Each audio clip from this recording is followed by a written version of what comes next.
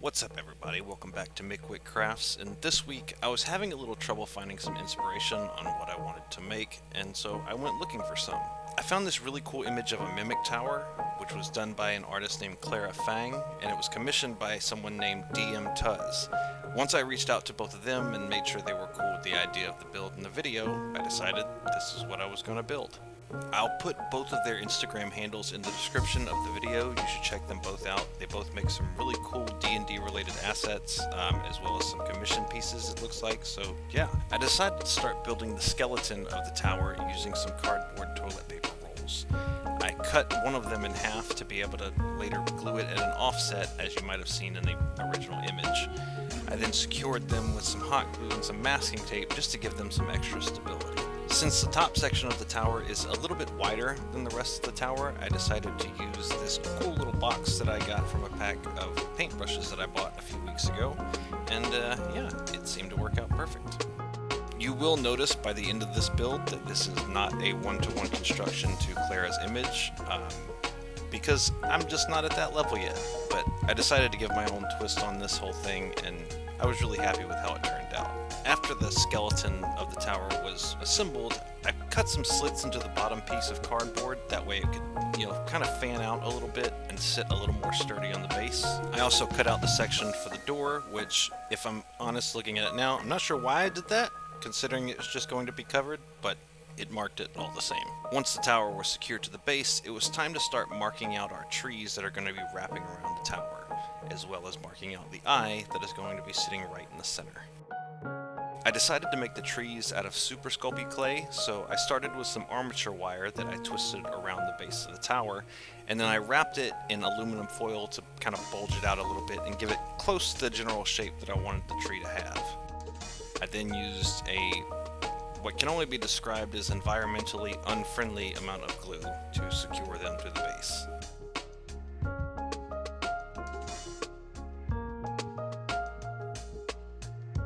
Next, it was time to build the frame for the top of the tower and the roof where we're going to be hanging our shingles.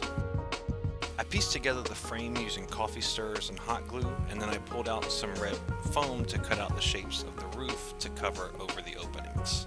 These red sections are where we're going to secure our shingles.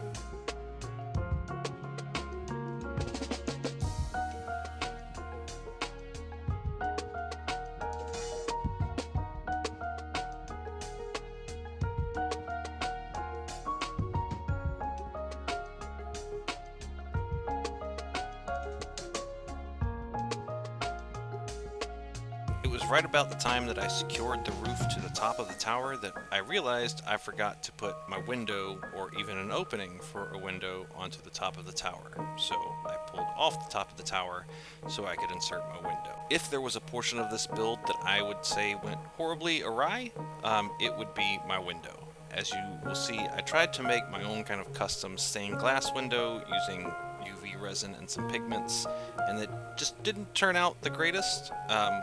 But it still worked.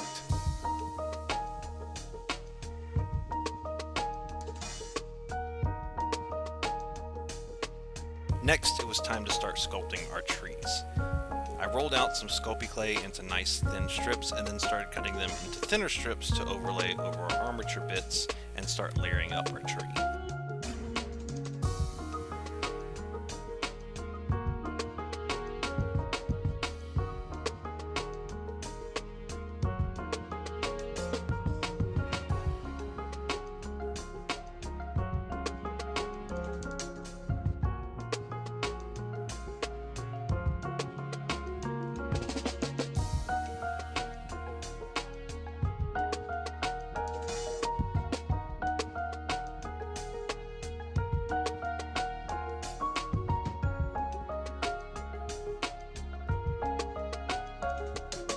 Once all the clay was layered on, I pulled out my hand tools and started working on the texture to give it a nice barky feel, something a bit more natural than, well, clay.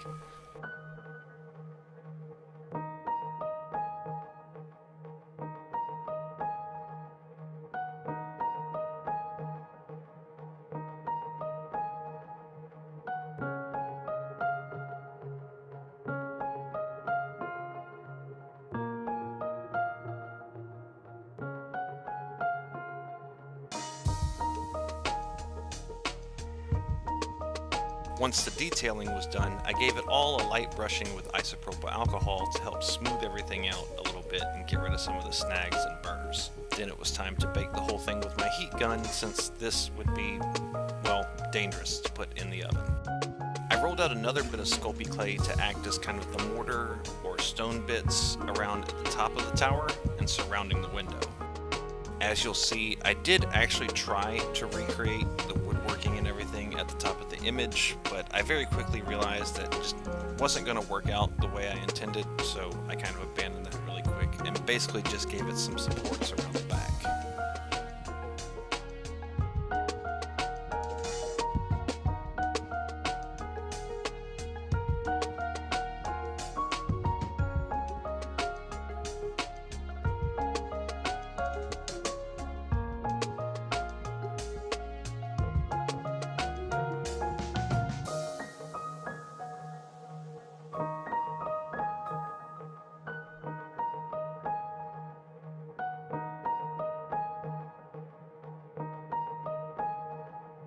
I then built and secured the door in place before it was time to get to the first of our many tedious tasks.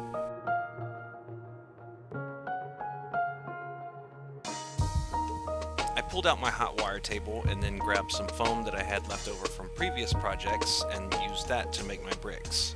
I started by splitting the foam down the middle because it was a bit too wide for this scale. I then cut that foam into little french fry sticks, which could then be grouped together to cut into multiple bricks at once. Once I had enough bricks, I then threw them in a tiny cardboard box with some rocks from my yard, and then I shook them up a bit to help give them a more natural feel. After they were immediately cut, they were very straight and had very jagged edges, so just want to buff that down a little bit and make it look a little bit more natural. Then it was time to break out the Mod Podge and bit by bit start applying so many bricks.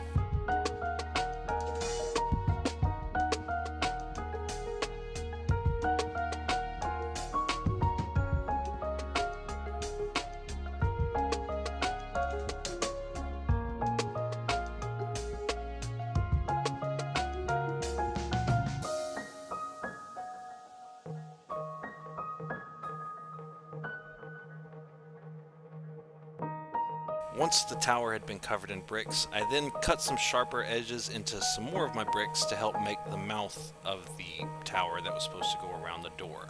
I wanted to really try and give the appearance of fangs similar to what Clara had in her image. I then mixed up some Mod Podge plaster and water to make up a terrain paste and used that to cover most of the tower. The terrain paste helps give a bit more of a natural look rather than, something so smooth like clay or foam, and helps give it a little bit of grip to it. While the terrain paste dries on the tower, it is now time for our next tedious task of applying shingles.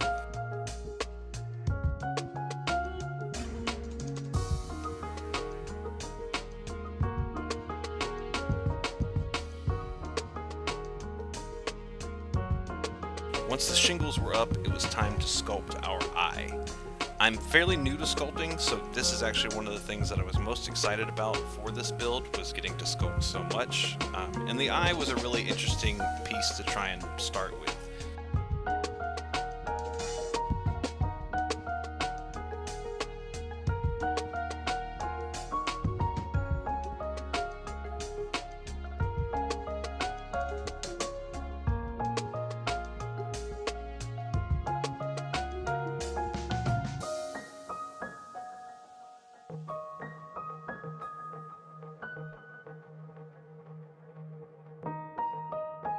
While the eye was baking in the oven, I decided to give the entire tower a spray of black spray paint off camera, and then I secured our eye using some hot glue. I then needed to place another round of bricks around the eye to act as the eyelid so that the whole thing wasn't sitting way further out than it should have been. I then coated the eyelid with some Mod Podge to help protect it as well from another coat of black spray paint, and then broke out the airbrush for the detailed painting.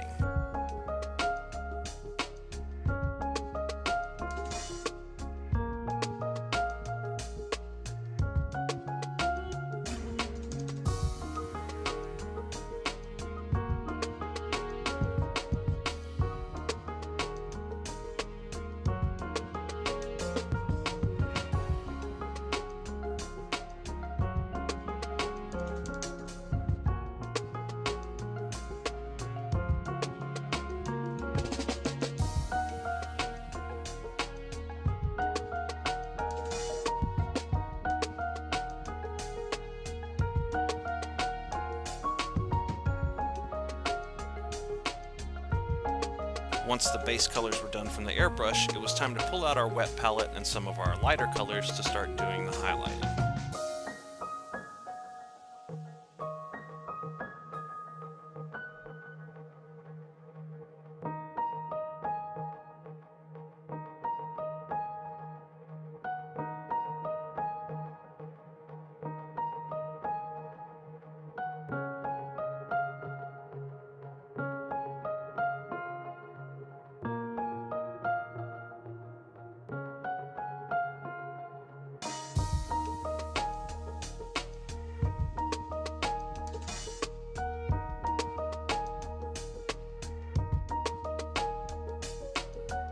I tried to go for kind of a dirty stone look up at the top of the tower, so I did a combination of bone white with just a touch of brown. I'm not sure how well it works, but I'm kind of into it.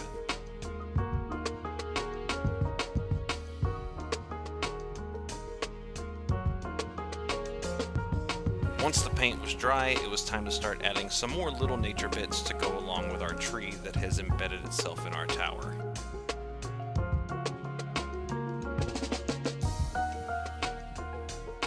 I used Mod Podge to just dab around the outside of the tower and a little bit onto the tree so that I could sprinkle on some grass to act as moss. And then for the bigger holes in the tower, I would fill those in with pull-apart shrubs and some hot glue.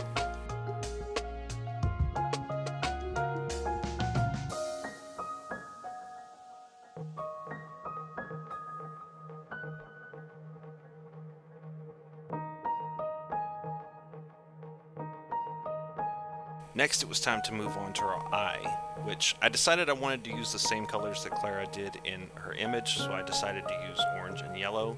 And this was actually a really fun piece for me to do as well, as this is the first time I had really tried wet blending on a piece this size, so that was fun.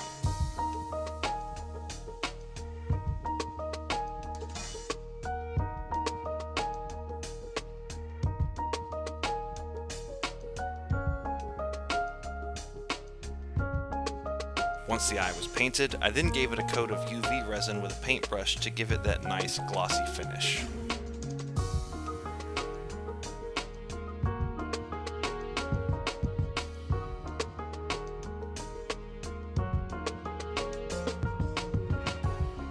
I then laid out some Mod Podge with some small diorama rocks and a couple different shades of diorama sand to build out the yard for our tower.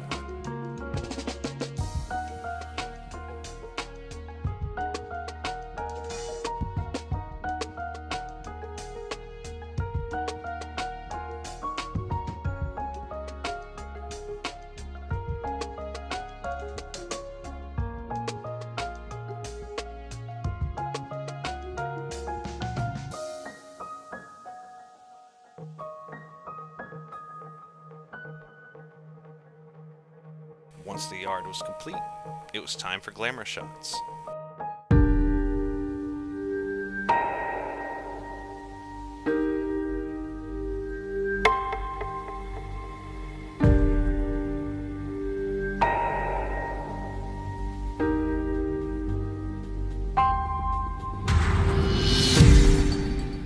Thank you so much for watching. If you enjoyed this video, please don't forget to hit that like and subscribe button, and be sure to share this video with anyone you think will enjoy it. Also, a very special thank you to Clara Fang and DM Tuz once again for allowing me to do this piece. Again, I will put both of their Instagram handles into the description. You should really check out their pages. Other than that, I hope you enjoyed this video as much as I enjoyed making it. Stay safe, and I'll see you on the next one.